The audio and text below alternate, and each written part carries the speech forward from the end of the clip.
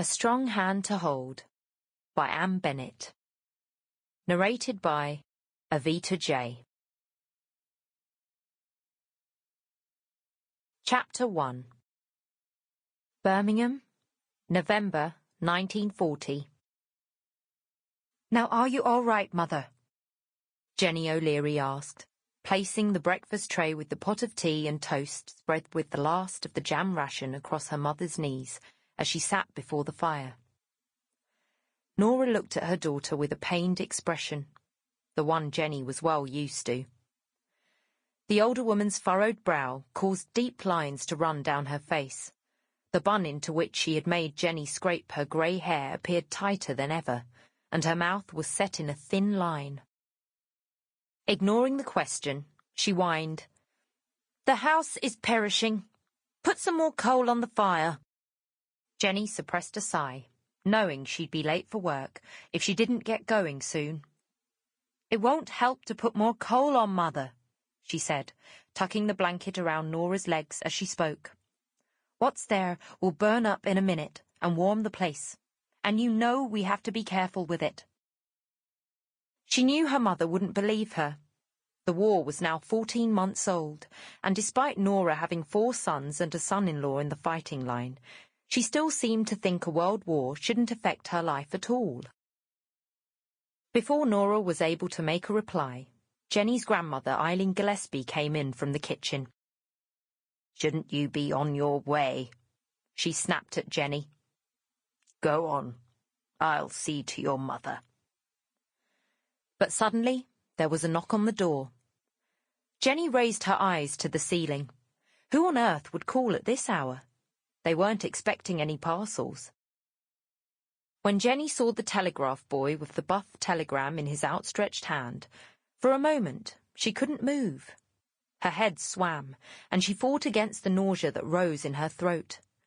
She had the urge to thrust it back at the boy, refuse to accept it, as if not to read that one of her brothers was killed or missing would mean it was untrue, a mistake.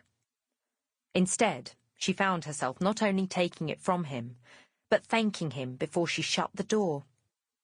She stood with the thing in her hand, shaking so much she couldn't open it. Her grandmother, coming into the hall to see who'd knocked, found Jenny sitting on the stairs, arms around her legs while shudders ran through her whole body. Eileen's face blanched white at the sight of the crumpled telegram in Jenny's hand, and she grasped the door jamb for support as she said, almost in a whisper, "Who?" Jenny shook her head mutely, and Eileen grabbed the telegram from her and ripped it open. "Dear God!" she wailed. "It's Anthony!" "Missing?" Jenny asked, and she silently cried out to the Almighty to give her some vestige of hope.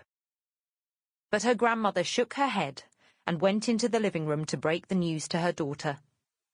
A howl of agony escaped from Jenny. A hard knot settled in her heart and sent spasms of pain through every part of her body. And although she cried out at the acuteness of it, her eyes stayed dry, and she wondered, bleakly, how she'd get through the rest of her life without her beloved brother. She hardly felt the cold of the hall seeping into her as she sat on the stairs, hugging her knees and listening to her mother's sobs from the living room, and trying to come to terms with the devastating news.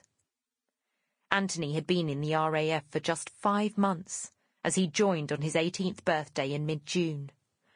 By then, the true cost of lives lost in Dunkirk was common knowledge, and most people knew that just a small stretch of water separated the UK from German armies, and for the first time in many years, the British faced the possibility of invasion and subsequent defeat. Anthony had been desperate to join up. Knowing the fight to protect Britain would come from the air, he'd soon tired of the Home Guard which he'd joined when war was declared, and where he'd trained with broomsticks, with just a black armband to show he was in any official capacity at all. Jenny remembered it so well, the day he got his wish. He'd stood before her in Air Force blue, his hat at a jaunty angle, and the light of excitement dancing in his eyes. And though Jenny was bursting with pride... Sample complete. Ready to continue?